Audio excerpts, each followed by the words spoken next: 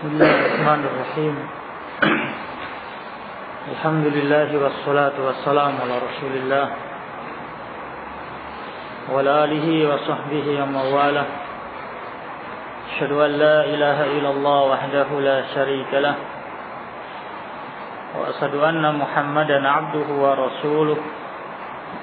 Allahumma salli ala Muhammad wa ala alihi wa sahbihi wa sallama tasliman mazida amma ba'd. Ikhwani fi din, a'azakumullah. Kita masih melanjutkan kitab Zadil Mustaqni, dan kita masih dalam pembahasan bab al-ghusl, bab mandi. Poin yang paling akhir yang kita bahas dalam pertemuan kita yang kemarin disebutkan tentang kaifiyah mandi janabah. Kaifiyah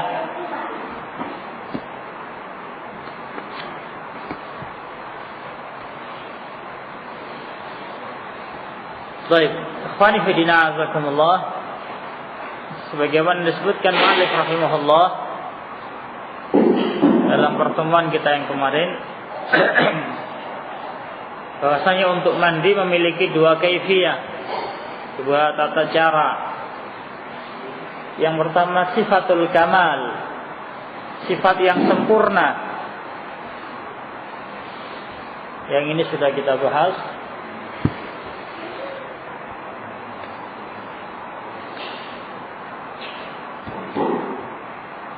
Baik, ini sifat yang sempurna dari mandi janabah. Seseorang tidak hanya menjalankan perkara-perkara yang wajib, tapi dia menjalankan juga perkara-perkara yang sunnah. Itu sifatul kamal. Nah, mulai dia berniat, kemudian dia mencuci kemaluannya dengan tangan kirinya, kemudian berwudu, baik, kemudian menyelang-jelengi kepalanya, dimasukkan air di akar-akar rambut kepalanya, kemudian mengguyurnya sebanyak 3 kali dan meratakannya. Ini yang sudah kita bahas tentang sifatul ghusl yang sempurna. Kemudian yang kedua, ikhwan fillah, sifatul ijza. Ada kaifiyah mandi yang kalau dia dijalankan baik sah mandinya. Nah, kalau dia dijalankan sah mandinya. Dan ini khawfidillah, sifat yang kedua ini, sifatul ijza. Itu mandi yang hanya menjalankan perkara-perkara yang wajib. Di mandi yang hanya menjalankan perkara-perkara yang wajib dan tidak menjalankan perkara-perkara yang sunnah. Nah, tapi sah mandinya. Baik. Beliau rahimahullah menyebutkan wal mujzi'u ayyanuya wa yusammiya. Ini beliau masuk pembahasan tata cara mandi janabah yang mencukupi. Yang pertama berniat, kemudian mengucapkan basmalah. Nah, berniat, niat untuk mengangkat hadasnya, kemudian membaca basmalah. Wa ya'umma badanahu bil ghusli marratan. Kemudian dia menggoyorkan air ke seluruh badannya 1 kali. Nah, baik, ikhwani fillah, azakumullah. Di sini bedanya ikhwani fillah, azakumullah dengan sifatul kamal. Dalam sifatul kamal itu ada wudunya. Sebelum menggoyor kepala dan sebelum meratakan air ke seluruh badan, itu diawali dengan berwudu. Nah, tapi untuk cara yang kedua ini tidak disebutkan wudunya. Niat, kemudian basmalah dan meratakan air ke seluruh tubuh, mulai kepala sampai semua badannya. Baik, tidak disebutkan berwudu. Ikhwani fillah, azakumullah. Naam. para ulama ikhtilaf tentang hukum berkumur, dan hukum istinsaq, berkumur dan juga memasukkan air ke hidung dalam wudu, dalam mandi. Apakah dia perkara yang wajib atau perkara yang sunnah? Sebagian para ulama menyatakan itu perkara yang sunnah. Yang tamadmadu wastansaqa, itu perkara yang sunnah. Baik. Kemudian ada yang berpendapat itu perkara yang wajib. Tidak sah mandi janabahnya seorang tatkala dia tidak berkumur dan tidak istinsaq. Dan pendapat yang kedua ini, ikhwani fillah azakumullah, baik, ini pendapat yang dikuatkan oleh Muhammad bin Shalih Al-Utsaimin rahimahullah. Bahwasanya tidak sah mandinya seseorang tatkala dia tidak berkumur dan tidak istinsaq. Baik. Karena ini perkara yang wajib. Sehingga beliau Syekh Muhammad bin Shalih Al-Utsaimin rahimahullah beliau buat dengan ayat fatahharu. Perintah untuk bersuci itu mencakup semua badan, masuk di dalamnya berkumur dan istinsaq. Sehingga Rasulullah SAW perintahkan tatkala berwudu untuk berkumur, baik, dan istinsaq. Dan juga termasuk bagian dari wajah. Kemudian disebutkan oleh beliau rahimahullah. Wa yatawadda bimuddin wa yaktasilu bisa'in. Selesai membahas tentang sifat wudu yang diperbolehkan, yang sah. Jadi pendapat yang rajih, baik, seorang berniat, kemudian basmalah, kemudian istinsaq, berkumur, kemudian masukkan air di hidungnya, kemudian meratakan air ke seluruh tubuh, baik, selesai. Maka sah wudunya, sah mandinya. Atau dia mau jalankan sifatul kamal. Ingin berwudu misalnya, baik, sampai sempurna wudunya, sampai kakinya, baik, sah juga wudunya atau mandinya. Ini khonifudina azakumullah. Baik, dua-duanya diperbolehkan. Sifatul kamal dia perkara yang wajib dan perkara yang sunnah dijalankan. Sifatul ijza dia hanya mencukupkan dengan perkara-perkara yang wajib, yang dua-duanya sah. Baik, kemudian beliau rahimahullah menyebutkan yatawadda, berwudu bimud, ukuran airnya sekarang, berwudu dengan air 1 mud, wa yaktasilu bisa'in, dan mandi dengan 1 sa'. 1 mud, baik, itu baik air yang 1 cakupan tangan orang yang tidak besar dan tidak kecil. Ini 1 mud. Ini wudunya Rasulullah SAW. Kemudian kalau mandi beliau 1 sa'. 1 sa' itu 4 mud. Ini baik. Banyaknya air yang dipakai oleh Rasulullah SAW. Baik, ikhwani fillah azakumullah. Imam Al-Bukhari rahimahullah dan juga para ulama menyebutkan makruh hukumnya kalau kemudian kita bertaharah, mandi atau berwudu, yang air yang kita pakai melebihi apa yang dipakai oleh Rasulullah SAW. Kemudian ikhwan fillah azakumullah, tadi disebutkan untuk berwudu 1 mud, untuk mandi 1 sa'. Ini afdhaliyah, bukan batasan. Ini afdhaliyah. Baik. Sehingga ikhwan fillah azakumullah, kalau seseorang bisa berwudu dengan 1 mud, itu afdal. Sebagaimana wudunya Rasulullah SAW. Baik. Kalau seorang bisa mandi dengan 1 sa', itu juga afdal. Sebagaimana perbuatan Rasulullah SAW. Ini ikhwan fillah azakumullah. Baik. Fa in asbagha bi aqal. Kalau kemudian seseorang telah menyempurnakan wudunya dengan yang lebih sedikit dari 1 mud. Seorang berwudu yang sempurna wudunya, rata. tatkala dia membasuh tangannya rata semuanya, tidak ada yang ketinggalan, yang mencukupkan, yang kurang dari 1 mud misalnya, kemudian au nawa bi ghuslihi al-hadatsain ajza'a, atau kemudian dia meniatkan dengan 1 mandinya untuk 2 hadas, baik, ajza'a, maka sah. Jadi ikhwani fillah azakumullah, kalau kemudian seseorang wudunya kurang dari 1 mud, yang itu afdhaliyah, tapi wudunya sempurna, maka sah wudunya. Baik. Demikian pula misalnya ikhwani fillah azakumullah, seorang bisa mandi yang kurang dari 1 sok airnya, maka dia juga sah mandinya. Demikian pula yang akhir beliau sebutkan di sini, baik, kalau seorang kemudian berniat tatkala mandinya dengan niat 2 hadas, 2 hadas yang dia memiliki 2 hadas, hadas kecil dan hadas besar, atau hadas besar yang kemudian berkumpul jadi 1.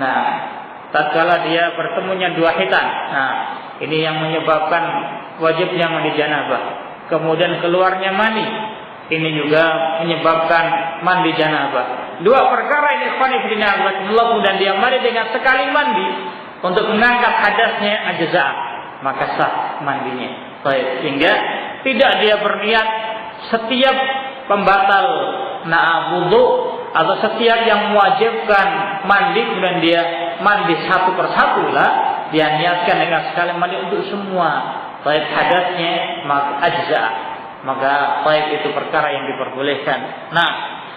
Ini ikhwani fillah azakumullah. Baik.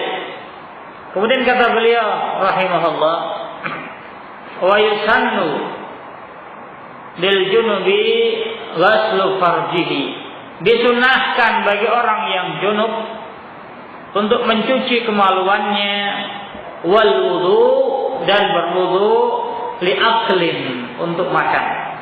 Jadi kalau orang itu junub kemudian dia ingin makan, disunahkan mencuci kemaluannya, baik, kemudian dia berwudu, baru kemudian makan. Ini perkara yang sunnah. Ikhwani fillah azakumullah, baik, disebutkan dari hadisnya Aisyah radhiyallahu anha, dikeluarkan oleh Imam Muslim dalam sahihnya, yang beliau menceritakan bahwasanya Nabi sallallahu alaihi wasallam kana idza arada ayyakula aw yanam, Rasulullah jika ingin makan atau ingin tidur, wa huwa junubun, beliau dalam keadaan junub, yatawadda wudu'ahu lis-shalah, beliau berwudu bagaimana wudu beliau untuk salat. Ikhwani fillah azakumullah. Baik. Ini hadis dalil yang dipakai dalil bahwasanya sunnah. Sunnah bagi mereka yang junub, sebelum makan atau sebelum tidur untuk mencuci kemaluannya, kemudian berwudu. Kemudian juga ikhwani fillah azakumullah, wa naumin. Beliau sebutkan naum, makan kemudian tidur, bagi mereka yang junub disunnahkan untuk berwudu. Ikhwani fillah azakumullah, sebagian para ulama menyebutkan bahwasanya hukum wudu bagi orang yang junub sebelum tidur itu perkara yang wajib. Hukum wudu bagi orang yang junub sebelum tidur itu perkara yang wajib, sebagaimana disebutkan dalam hadis muttafaqun alaih dari Umar bin Khattab radhiyallahu anhu yang bertanya kepada Rasulullah sallallahu alaihi wasallam, "Ya Rasulullah, ayarqudu ahaduna wa huwa junubun?" Ya Rasulullah, apakah salah seorang di antara kita boleh untuk tidur dalam keadaan dia junub? Maka Rasulullah menyebutkan, "Na'am, idza tawadda'a ahadukum falyarqud wa huwa junubun." Kata Rasulullah sallallahu alaihi wasallam, "Ya, jika salah seorang di antara kalian berwudu, falyarqud, maka tidurlah dalam keadaan dia itu junub." Ini ikhwani fillah azakumullah. Baik. Dan juga lafaz yang lainnya tawadda waqsil zakaraka. Lafaz yang lainnya disebutkan wudu'lah dengan lafaz perintah. Wudu'lah dan cucilah kemaluanmu. Nah, summa kemudian tidurlah. Baik, di sini ikhwani fillah azakumullah, sebagian para ulama menyebutkan bahwasanya wudu sebelum tidur bagi orang-orang yang junub itu dihukumi wajib. Karena Rasulullah SAW memerintahkan tawaddu, berwudulah dan cucilah kemaluanmu. Dari hadis ini ikhwani fillah azakumullah, riwayat Bukhari, tawaddu waqsil dzakarak. Wawnya di sini tawaddu waqsil dzakarak. Ini bukan waw tertib. Bukan waw tertib. Baik. Karena di sini disebutkan tawaddu, wudulah, kemudian waqsil dzakarak dan cucilah kemaluanmu. Wudu dulu kemudian cucilah kemaluanmu. Disebutkan oleh para ulama ini bukan waw tertib. Baik. Karena seorang, baik, dalam riwayat yang lain disebutkan tentang kisahnya Ali bin Abi Thalib. Tatkala beliau sering keluar madhinya. Maka di situ disebutkan tentang mencuci kemaluan baru berwudu. Waqsil dzakaraka tsumma tawaddu. Sehingga disebut para ulama waw di sini bukan waw tertib. Jadi seorang mencuci kemaluannya bersih baru kemudian dia berwudu. Baik. Karena ikhwan fillah azakumullah, kalau kemudian dihukumi waw tertib misalnya, seorang kemudian berwudu kemudian mencuci kemaluannya, sebagaimana yang kita bahas dalam kita wudu, bahwa memegang kemaluan salah satu dari pembatal wudu. Setelah dia berwudu kemudian dia cuci kemaluannya, maka batal wudunya. Bagi mereka berdebat mutlak batal wudu dengan memegang kemaluan, meskipun bidun syahwat. Ini ikhwan fillah azakumullah. Baik. Dan pendapat yang dirajikan oleh Muhammad bin Shalih Al-Utsaimin rahimahullah, bahwasanya wudu bagi orang yang junub itu sebelum tidur hukumnya sunnah. Karena pernah dijalankan Rasulullah sallallahu alaihi wasallam sebagaimana hadisnya Aisyah, baik, yang dilukakan Imam Ahmad, Abu Daud dan selain keduanya, Rasulullah SAW tidur dalam keadaan beliau tidak menyentuh sama sekali air. Menunjukkan beliau SAW tidak berwudu baik sebelum tidur. Ini menunjukkan perintah Rasulullah tawaddu waqsil dzakarak. Ini perintah yang sunnah hukumnya, bukan perintah yang wajib. Ini ikhwani fillah azakumullah. Kemudian juga ikhwani fillah azakumullah, sebuah hadis yang dibawa oleh Al-Albani rahimahullah dalam silsilah sahihah. Beliau menyebutkan ada 3 orang yang tidak didekati oleh malaikat, yang tidak didekati oleh malaikat rahmat. Yang disebutkan salah satunya adalah junub. Yang disebutkan salah satunya junub. Baik. Orang yang junub, orang yang mabuk, baik, kemudian kaum laki-laki yang menggunakan za'faran. Ini mereka-mereka yang tidak didekati malaikat rahmat. Al-Albani rahimahullah beliau menjelaskan makna junub di sini, bukan dimanakan orang-orang yang baik tidur dalam keadaan junub yang nanti mandinya bangun tidur. Bukan itu, karena Rasul juga pernah menjalankannya. Rasul pernah tatkala junub beliau tidur dan mandinya setelah bangun tidur.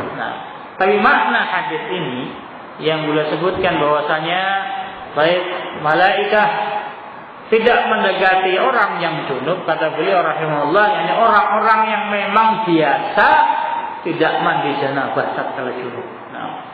Orang-orang memang tidak pernah mandi janabah tatkala dia dalam keadaan hadas besar, memang biasa saja, dia tidak pernah dan tidak kenal mandi janabah. Itulah orang-orang yang tidak didekati oleh malaikat rahmat. Bukan orang-orang yang mengakhirkan mandi janabahnya, bukan. Karena Rasulullah SAW juga pernah menjalankannya. Baik, ini ikhwani fillah azakumullah. Kemudian ikhwani fillah azakumullah, beliau sebutkan setelah beberapa poin yang menunjukkan wudu atau mandi yang sunnah, atau wudu yang sunnah, wudu baik sebelum tidur bagi orang yang junub. Kemudian beliau sebutkan yang paling akhir, wa muawwad itu waq'in, dan bagi orang-orang yang akan mengulangi hubungan suami istri. Nah, seorang yang telah berhubungan suami istri kemudian dia mau mengulangi lagi, disunnahkan untuk berwudu. Nah, disunnahkan untuk berwudu, baik dia yang dia jimai, yang dia gauli orang yang sama, baik, atau juga yang dia gauli orang yang berbeda. Nah, disunnahkan untuk berwudu. Yang Rasulullah sallallahu alaihi wasallam baik menyebutkan ilahnya, alasannya, bahwasanya itu akan menambah semangat. Nah, ini ikhwan fillah azakumullah. Baik. Ini akhir dari apa yang beliau sebutkan dalam babul ghusl. Kemudian ikhwan fillah azakumullah, ada beberapa tambahan faedah yang berkaitan tentang mandi janabah. Di antaranya ikhwan fillah azakumullah, tentang tidak disyariatkannya berwudu ba'dal ghusl. Tidak disyaratkan berwudu setelah seseorang mandi janabah. Nah, bahkan Syalbani rahimahullah baik menyebutkan itu termasuk ta'ammuk. Nah, berdalam-dalam dalam masalah agama, tatkala seorang setelah mandi janabah kemudian dia berwudu. Nah, sehingga qani'inazakumullah, barang siapa yang telah menjalankan mandi seperti tadi disebutkan, baik dia sifatun yang sempurna maupun sifat yang diperbolehkan, nah, maka nanti kalau dia mau sholat nggak perlu wudu. Nah, kalau dia mau sholat baik tidak perlu wudu, dalam keadaan dengan syarat belum batal wudunya. Ini qani'inazakumullah, di antaranya disebut oleh Aisyah radhiyallahu anha bahwasanya Rasulullah SAW la yatawadda ba'dal ghusl. Rasulullah SAW tidak berwudu setelah mandi minal janabah. Hadisnya sahih li ghairihi, disebut kalam Tirmidzi wan Nasa'i wa Ibnu Majah. Nah, baik, jadi beliau tidak berwudu setelah mandi. Demikian pula Ibnu Umar, nah disebutkan oleh Abdul Razzaq dalam musannafnya, idza lam tamussa farjaka ba'da an taqdiya ghuslaka. Kalau kamu tidak menyentuh kemaluanmu, kalau kamu tidak menyentuh kemaluanmu setelah kamu menyelesaikan mandimu, fa ay wudu'in asbaq min al-ghusl. Wudu yang mana yang lebih sempurna dibandingkan mandi? Nah, kata beliau radhiyallahu anhuma, kalau kamu tidak menyentuh kemaluanmu baik setelah selesai dari mandi janabah, tidak menyentuh kemaluan, maka wudu yang mana yang lebih sempurna dibandingkan mandi? Intinya ikhwan fillah, maknanya seseorang tatkala selesai mandi janabah maka tidak didahulukan wudu lagi, kecuali kalau batal wudunya. Kalau misalnya di tengah-tengah mandi janabah dia batal, nah dia menjalankan salah satu dari pembatal wudu, dilanjutkan. Nah, dilanjutkan mandi sampai selesai, nanti dia berwudu, nah terakhirnya diulangi wudunya. Ini ikhwani fillah azakumullah. Baik. Ini ikhwani fillah azakumullah. Dan juga ikhwani fillah azakumullah mazhabul jumhur, dan juga ini pendapat yang Taimiyah rahimahullah. Nah, tatkala seorang itu mandi janabah, nah, dia tidak berniat dengan dua niat. Nah, dia cukup berniat mengangkat hadas besarnya, otomatis baik hadas kecilnya juga terangkat. Nah, tidak perlu kemudian dia berniat untuk mengangkat hadas besarnya dan juga mengangkat hadas kecilnya. Baik, ini otomatis dengan hadas besar yang terangkat maka hadas kecilnya juga demikian. Ini ikhwani fillah azakumullah. Baik. Kemudian juga ikhwani fillah azakumullah, nah, sebagaimana yang disebutkan kemarin, kaifiyah untuk mencuci kaki kaifiyah untuk mencuci kaki ada dua riwayat. Rasulullah SAW yang pertama mengakhirkan mencuci kakinya setelah keluar dari tempat mandinya. Dan riwayat yang lain menyebutkan Rasulullah SAW kala berwudu menyempurnakan wudunya sampai mencuci kaki. Nah, dua-duanya perkara yang boleh.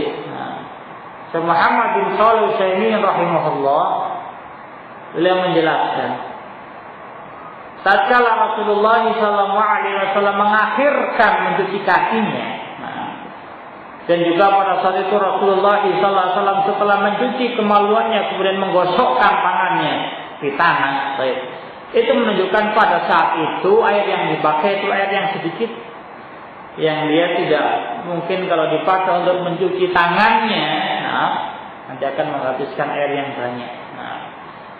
Hingga juga kata beliau rahimahullah, kalau mereka mandi, di tempat yang mungkin lantainya itu dari tanah, yang nanti akan mengkotori kakinya, maka mencuci kakinya itu di akhir setelah selesai mandi, dia berpindah tempat baru kemudian dicuci kakinya. Tapi kalau kemudian seorang mandinya di tempat yang keramik, yang nggak akan mungkin kotor, dia sempurnakan wudunya, sampai kaki, itu tidak ada masalah. Ini ikhwan fillah azakumullah, itu yang beliau sebutkan. Kemudian ikhwan fillah azakumullah, disebutkan dari Atha, Sufyan Ats-Tsauri dan juga mazhabnya Imam Syafi'i rahimahullah, bahwasanya mereka yang junub kemudian mandi janabah sebelum sempurna mandinya, kemudian batal wudunya, maka tidak diulangi dari awal, diteruskan, kemudian terakhirnya dia berwudu. Dan tadi kita sebutkan, ini juga disebut oleh Ibnu Mundzir tentang perkara ini. Ini ikhwani fillah azakumullah, ini beberapa masail tambahan yang disebutkan dari apa-apa yang juga disebutkan oleh muallif rahimahullah. Kemudian beliau masuk babut tayammum. Babut tayammum. Ikhwani fillah azakumullah, tayammum ini salah satu syariat yang Allah Subhanahu wa taala syariatkan kepada umat ini yang tidak disyaratkan kepada umat-umat sebelumnya. Yang mana dari umat-umat sebelumnya jika mereka tidak mendapatkan air untuk berwudu, maka mereka harus menunggu sampai datangnya air dan tidak disyaratkan tayammum. Ini khususiyah disyaratkan bagi umat Muhammad. Itu juga ikhwani fillah azakumullah, turunnya syariat tayammum ini juga berkaitan dengan kisahnya Aisyah, yang kehilangan perhiasannya, kehilangan kalungnya, yang kemudian para sahabat mencari-cari kalungnya Aisyah, yang kemudian di situ diturunkan tentang disyaratkannya tayammum. Ini juga salah satu keutamaan dari keluarganya Abu Bakar As-Siddiq radhiyallahu anhu. Qala mu'allif rahimahullah, wa huwa badlu taharatil ma. Tayammum itu pengganti. Taharatil ma. Tayammum itu pengganti taharah dengan menggunakan air. Kalau disebutkan badal, kalau disebutkan tayammum sebagai pengganti, berarti dia tidak boleh dijalankan dengan adanya asal yakni airnya. Jadi hukum asal tahar itu menggunakan air. Maka tayammum itu sebagai gantinya air. Maka karena dia sebagai ganti, maka dia tidak dipakai tatkala adanya air. Kemudian juga ikhwan fillah azakumullah, para ulama ikhtilaf. Tayammum apakah dia itu sebagai pengganti wudu apakah hanya sebagai perkara yang memperbolehkan, diperbolehkan, perkara yang bisa dipakai untuk diperbolehkan seorang untuk beraktivitas ibadah, as-shalah atau yang misalnya. Ini ikhtilaf para ulama. Nah, sebagian yang menyatakan tayammum itu pengganti wudu, sehingga hukumnya hukum wudu. Nah, hukumnya hukum wudu. Pembatalnya sama dengan pembatal wudu ditambah satu. Nah, kalau dia mendapatkan air, maka batal wudunya. Baik. Pendapat yang lainnya, ikhwani fillah azakumullah, nah, bahwasanya tayammum itu sebagai perkara yang diperbolehkan. Nah, ini perkara yang diperbolehkan. Baik. Ikhwani fillah azakumullah, nah, diperbolehkan maknanya dia tidak bisa menjadikan orang itu suci. Nah, tatkala seseorang itu memiliki hadas kecil, kemudian dia tidak mendapatkan air, kemudian dia tayammum. Nah, setelah tayammum hadas kecilnya itu belum terangkat. Nah, karena tayammum itu hanya perkara yang dipakai untuk diperbolehkannya sholat karena nggak ada air, maka dia menggunakan tayammum, menggunakan debu. Baik.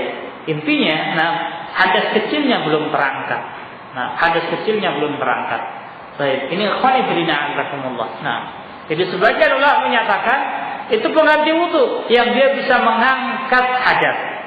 Baik, kalau seorang berhadas dia tidak mendapatkan air, kemudian dia bertayammum, nah, maka terangkat hadasnya.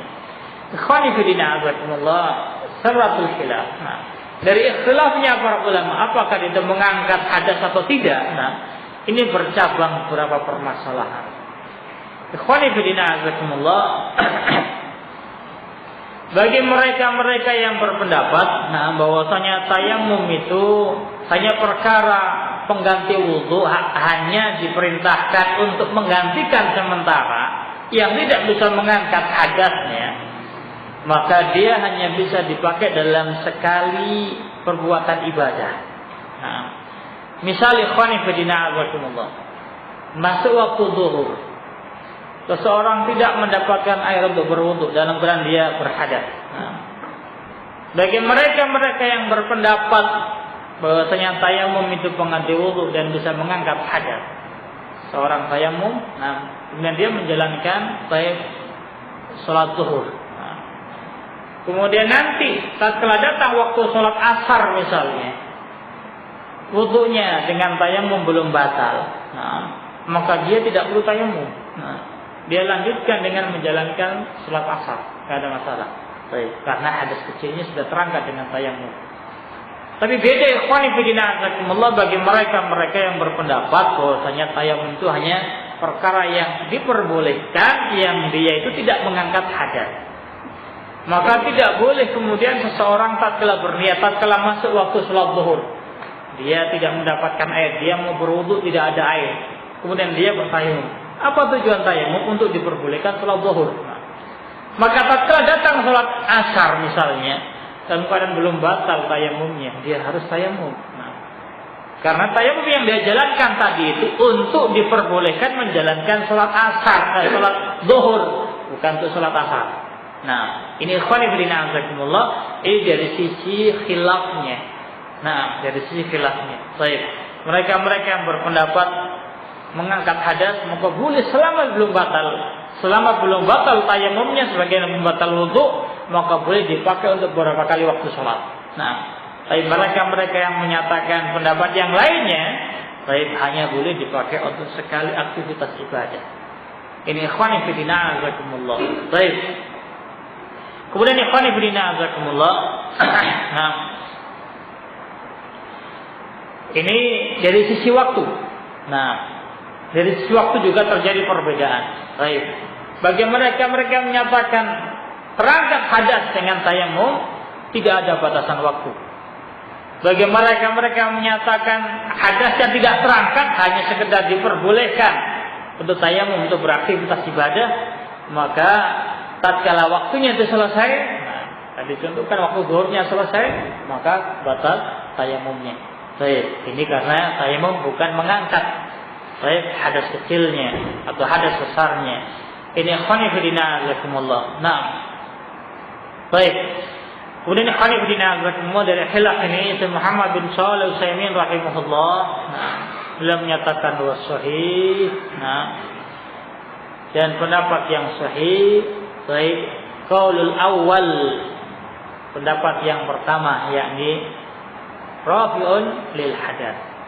Bahwasanya tayamum itu bisa mengangkat hadas. Nah, baik bisa mengangkat hadas. Baik. Ikhwani fillah azakumullah. Kemudian beliau bawakan beberapa adillah, di antaranya dari hadis ju'lat liyal ardu masjidan wa tahuran, dijadikan bagiku bumi ini sebagai masjid, tempat untuk sujud, tempat untuk sholat, dan dijadikan sebagai tahur. Nah, ini sebagai alat untuk bersuci, dijadikan alat untuk bersuci. Baik. Ini menunjukkan bahwasanya tatkala seorang itu bertayamum, maka dia sudah menjalankan baik syariat tayamum. Nah, maka terangkat hadas kecilnya atau hadas besarnya. Baik, ini ikhwan fillah azakumullah. Nah, dan juga tadi disebutkan dia sebagai baik pengganti wudu. Nah, karena sebagai pengganti wudu, maka hukumnya sama dengan hukum wudu. Baik. Kemudian qala rahimahullah wa huwa badalu taharatil ma'idza dakhala waqtul fardhah aw bihat nafilatun. Kemudian beliau sebutkan beberapa perkara yang diperbolehkan, yang diperbolehkan seorang untuk bertayamum. Beliau sebutkan syarat yang pertama, idza dakhala waqtu fardhah. Idza dakhala waqtu fardhah. Nah, syarat yang pertama tayamum itu dipersyaratkan kalau sudah masuk waktunya. Maknanya kalau seorang mau sholat zuhur, dia tidak mendapatkan air, dia boleh bertayamum dengan syarat sudah masuk waktu zuhur. Nah, kalau dia tayamumnya belum masuk waktu zuhur, memang sudah tidak ada air. Nah, sejak pagi misalnya, sejak subuh memang tidak ada air, bahkan mungkin sudah berhari-hari tidak mendapatkan air. Baik. Maka dia syarat sahnya tayamum yang pertama kata mu'allif rahimahullah dijalankan pada waktunya. Nah, kalau dia mau sholat zuhur, tayamumnya kalau sudah masuk waktu sholat zuhur. Baik. Kalau dia mau sholat asar, tayamumnya harus sudah masuk waktu sholat asar. Sehingga kalau misalnya sholat asar belum masuk waktunya, dia sudah tayamum terlebih dahulu misalnya, maka tidak sah tayamumnya. Nah, karena ini sebagai perkara yang darurat. Nah, au bi hadlin nafilah, atau baik menjalankan sholat sunnah yang diperbolehkan. Nah, menjalankan sholat sunnah yang diperbolehkan. Baik. Nah, kalau seorang misalnya mau menjalankan sholat sunnah, maka tayamumnya dijalankan tatkala masuk. Misalnya kalau seorang mau sholat duha, waktu sholat duha itu waktu matahari telah terbit. Syekh Muhammad bin Shalih Al-Utsaimin rahimahullah menjelaskan sekitar 15 menit ba'da tulu, setelah terbit matahari 15 menit setelahnya, sampai nanti siang, sebelum tergelincir matahari, itu waktu untuk sholat duha. Nah, kalau kemudian seorang bertayamum sebelum terbit matahari, ba'da sholat subuh, kemudian setelah itu dia bertayamum mau menjalankan sholat duha nantinya, maka tidak diperbolehkan karena belum masuk waktunya. Ikhwani fillah azakumullah, syarat yang pertama ini karena pendapatnya muallif bahwasanya tayamum itu tidak mengangkat hadas. Nah, jadi pendapatnya muallif, tayamum itu hanya sekedar untuk diperbolehkannya menjalankan ibadah. Nah, ibadah yang mau dijalankan bukan mengangkat hadas. Sehingga dipersyaratkan harus masuk waktunya. Bagi mereka yang berpendapat tayamum itu mengangkat hadas, kapanpun waktunya boleh. Nah, seseorang tayamum untuk menjalankan sholat asar misalnya, dia tayamumnya ba'da sholat zuhur, belum masuk waktu sholat asar, nggak ada masalah. Nah, karena pengganti wudu. Nah, dan ini pendapat yang rajih. Baik, ini khonif dinazakumullah, sehingga tidak dipersolatkan tayamum itu. Nah, masuknya waktu sholat. Baik. Kemudian khonif dinazakumullah, syarat yang kedua kata mu'allif rahimahullah, wa adamul ma, wa adamil ma, wa adimal ma. Nah, dan tidak adanya air. Baik.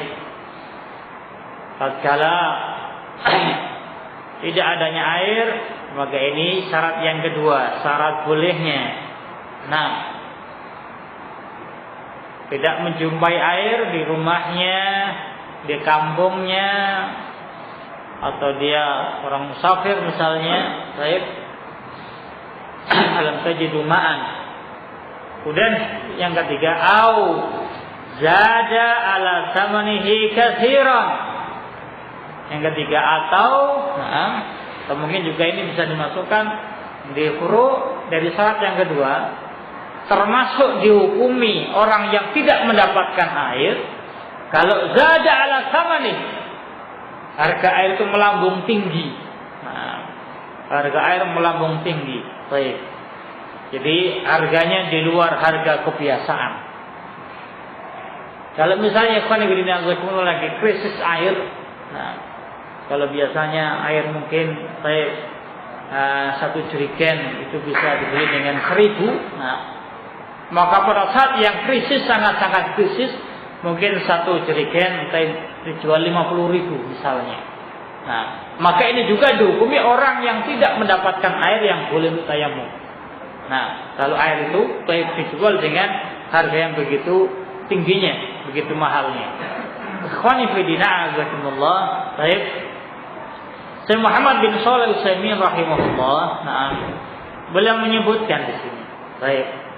Waswab, dan pendapat yang benar dalam masalah ini, idza kana wajidan li samanihi, kalau orang itu memiliki uang yang bisa membelinya, nah, dia itu mampu untuk membeli berapapun harga, baik, harga air itu dijual, dia mampu untuk membelinya.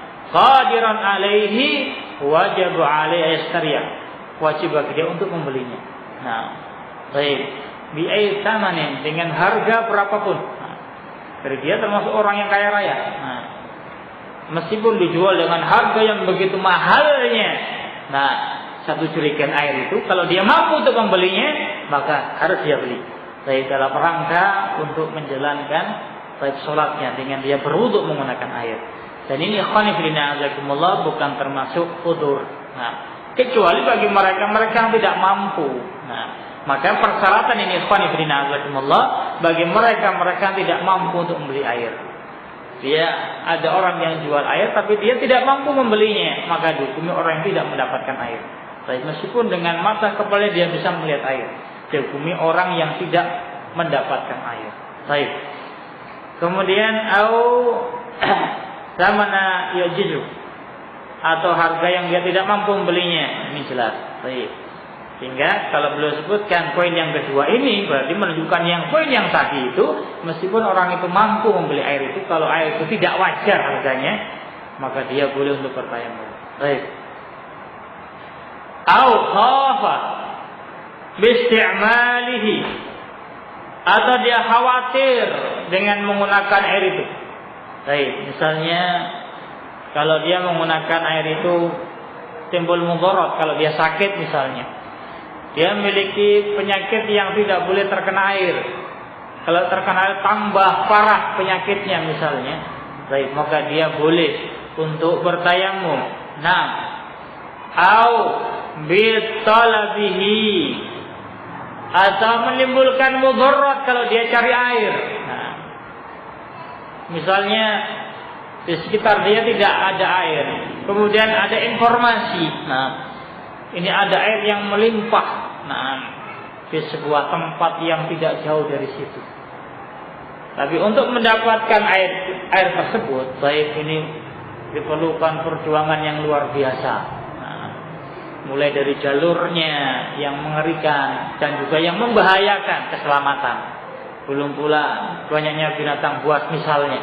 Nah, jalan ke sana ini mengkhawatirkan keselamatan dirinya, nah, maka dia boleh untuk bertayamum. Nah, karena jalan untuk mendapatkan air itu, dia harus melewati beberapa rintangan yang akan membahayakan nyawanya. Misalnya. Ini dharar. Baik. Nah, maka dia boleh untuk bertayamum. Baik. Au bi talabihi dharar badani. Nah, ini khani fidina zakumullah. Baik. Au rafiqihi. Atau kemudian na'am membahayakan baik temannya. Membahayakan temannya. Misal ikhwani fillah azakumullah. Dia membawa perbekalan air. Seseorang membawa tatkala safar, baik misalnya membawa perbekalan air. Nah, yang air itu baik bisa cukup dipakai untuk berwudu. Bisa dipakai untuk berwudu satu orang. Misalnya 1 mud. Nah, sisa air 1 mud yang kalau dipakai berwudu baik cukup. Baik. Pemilik air itu dalam keadaan suci, tidak berhadas. Tapi dia safarnya dengan 1 orang temannya.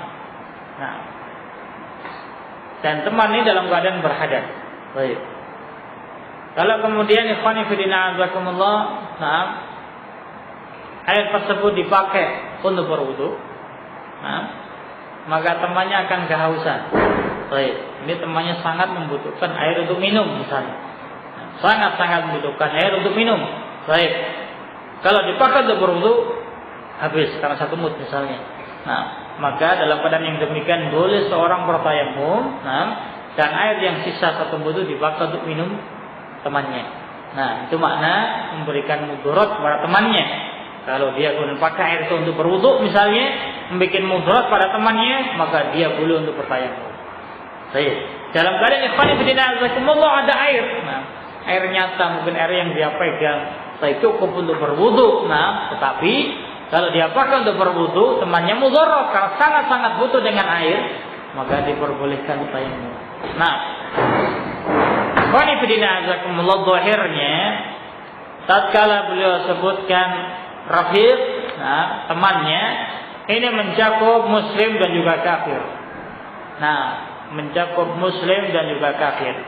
Tapi tentunya ikhwani fillah azakumullah, nah, kafir yang dimaksudkan kafir yang dilindungi, bukan kafir harbi.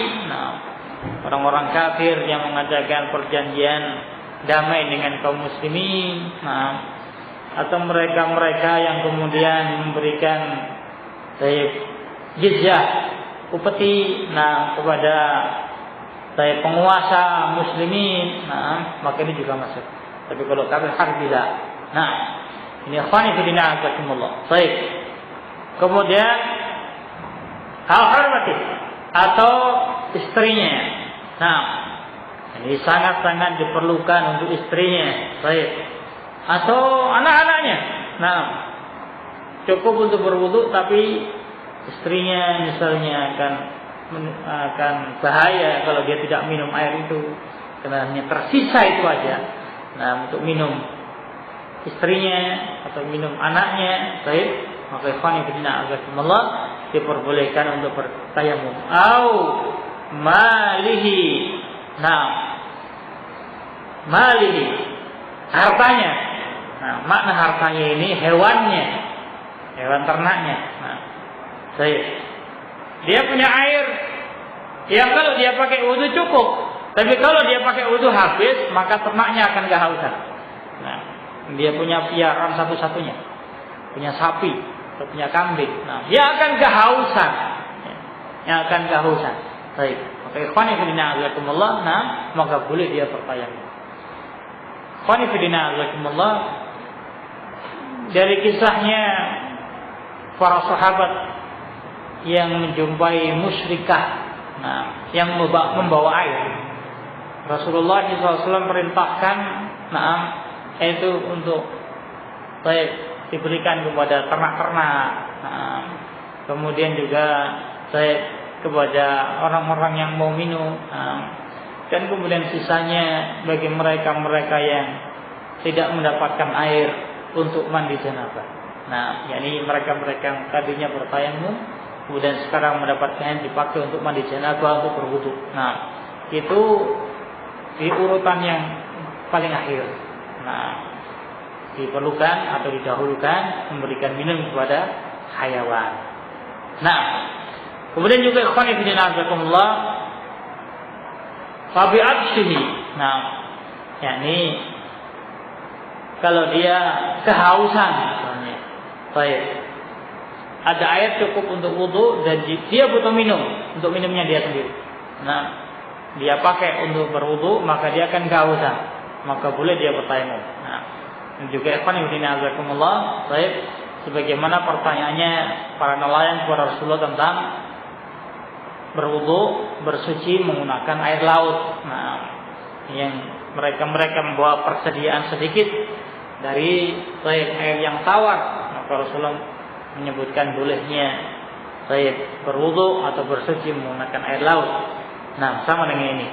Kalau antara ini yang kehausan, atau kemudian ini yang perlu untuk berwudu, maka mana yang didahulukan? Nanti ikhwan fillah azakumullah akan disebutkan beberapa urutan-urutan mana yang lebih diutamakan tatkala air itu hanya cukup untuk satu orang dalam keadaan banyak mereka yang membutuhkan dengan berbagai macam model pembatal atau model janabahnya. Baik, ikhwan fillah azakumullah. Au maradhin. Baik, atau karena sakit kita sebutkan. Au halakin. Atau binasa, menimbulkan kebinasaan. Baik. Ini misalnya kalau dia pakai wudu dia akan kehausan. Wa nahwi, dan yang semisalnya. Baik. Qani bina jazakumullah. Syekh Muhammad bin Shalih Al-Utsaimin rahimahullah mengumpulkan dari ucapan muallif yang begitu panjang tadi. Beliau sebutkan fadhabit ayuqal as-sartu tsani, maka syarat yang kedua kesimpulannya kata beliau ta'adzur istimal ma. Seseorang tatkala memiliki uzur untuk menggunakan air, imma li faqdih, karena tidak mendapatkan air, atau litadur, atau tatkala timbul mudarrab istimali, kalau pakai air timbul mudarrab, atau talabih, atau timbul mudarrab kalau dia mencari air tersebut.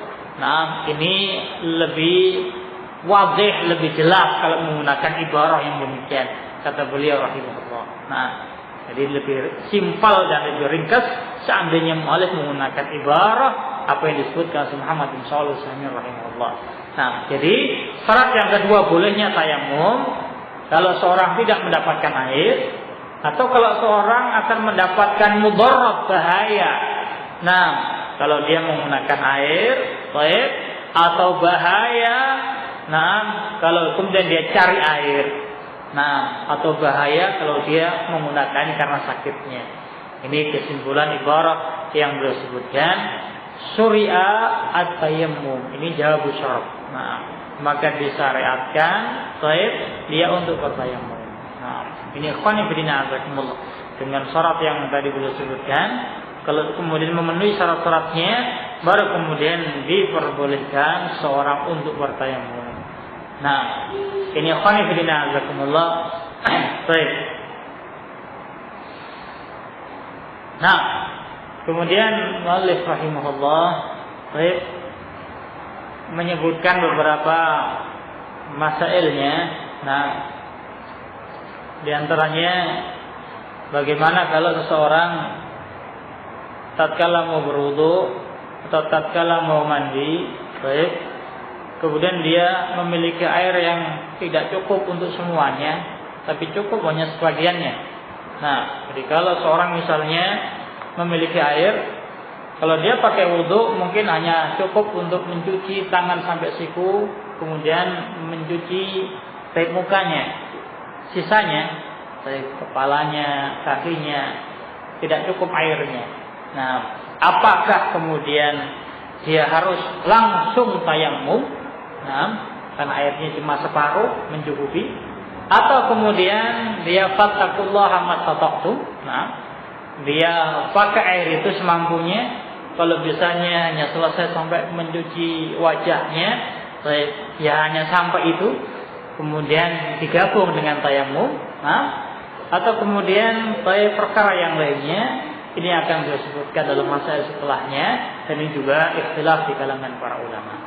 Nah, wallahu a'lam. Insyaallah kita lanjutkan dalam pertemuan yang akan datang. Wassallallahu ala Muhammadin wa ala alihi wa sahbihi wa sallam.